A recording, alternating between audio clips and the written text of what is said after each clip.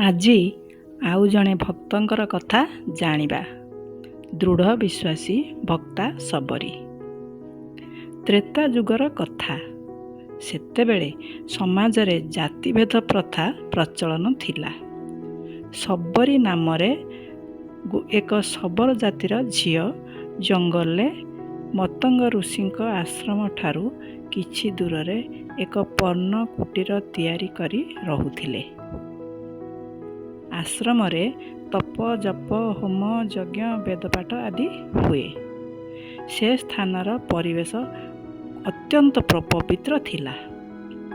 ସବରୀଙ୍କୁ ଏସବୁ ଖୁବ୍ ଆନନ୍ଦ ଦିଏ। କିନ୍ତୁ ଶବର ହୋଇଥିବାରୁ ଋଷିଙ୍କର ଅଜାଣତରେ ଦୂରରୁ ସେବା କରି ନିଜ କୁଟୀରକୁ ସେ ପଳାନ୍ତି।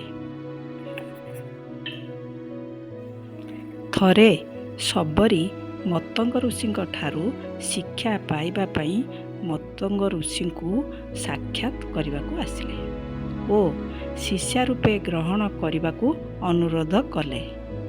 ମତଙ୍ଗ ମୁନି ଏହା ଅଗ୍ରାହ୍ୟ କଲେ ଓ କହିଲେ, ତୁ ଶବର ଜାତିର ହୋଇଥିବାରୁ ଶିଷ୍ୟା ହୋଇପାରିବୁ ନାହିଁ।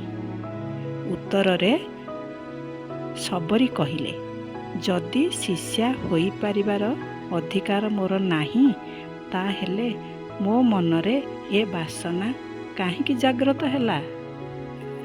ଏହାର ଉତ୍ତର ମୁନି ଦେଇ ନପାରି ତାଙ୍କୁ ଶିଷ୍ୟା ରୂପେ ଗ୍ରହଣ କଲେ।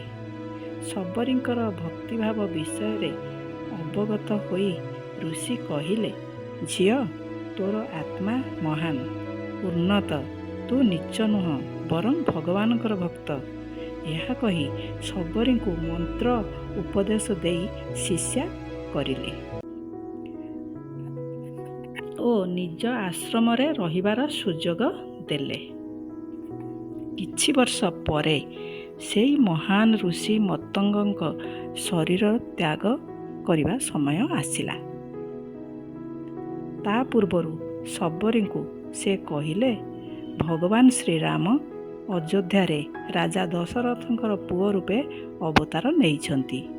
ତୁ ଅପେକ୍ଷା କର, ସେ ବନବାସ ବେଳେ ଏଠାକୁ ନିଶ୍ଚୟ ଆସିବେ। ତାଙ୍କୁ ଦର୍ଶନ କରିବା ପରେ ଶରୀର ତ୍ୟାଗ କରି ତୁମେ ଦିବ୍ୟ ଲୋକ ପାଇବ। ସବରୀ ଗୁରୁଙ୍କର ଉପରେ ଅଟଳ ବିଶ୍ୱାସ ରଖି ନିଷ୍ଠାର ସହିତ ଶ୍ରୀରାମଙ୍କ ଆଗମନକୁ ଅପେକ୍ଷା କଲେ। ସବରୀ ପ୍ରତିଦିନ ଜଙ୍ଗଲରୁ ସୁସ୍ୱାଦୁ ଫଳ ମୂଳ ଆଣି ଶ୍ରୀରାମଙ୍କର ଆଗମନକୁ ଅପେକ୍ଷା କରନ୍ତି। ସମସ୍ତଙ୍କୁ ଉଦ୍ବିଗ୍ନ ହୋଇ ପ୍ରଭୁ କେବେ ଆସିବେ ବୋଲି ପଚାରନ୍ତି। ଥରେ ଋଷି ବାଳକମାନେ କହିଲେ, ଶ୍ରୀରାମ ଆସୁଛନ୍ତି। ଏହା ଶୁଣି ଆନନ୍ଦରେ ବିଭୋର ହୋଇ ସବରୀ ନାଚିଲେ, ଦୌଡ଼ିଲେ। ବାଟରେ ଜଣେ ଋଷି ସ୍ନାନ ସାରି ଆସୁଥିଲେ। ସବରୀ ତାଙ୍କୁ ଦେଖି ନପାରି ଅଜାଣତରେ ଛୁଇଁଦେଲେ। ତହୁଁ ଋଷି ରାଗିଗଲେ, ଗାଳିଗଲେ ଓ ପୁଣି ସ୍ନାନ କରିବାକୁ ଯାଇକି ଦେଖନ୍ତି ତ ପୋଖରୀର ଜଳ ରକ୍ତବର୍ଣ୍ଣର ଲାଲ ଓ ସେଥିରେ ପୋକ ଭର୍ତ୍ତି ହୋଇଯାଇଛନ୍ତି।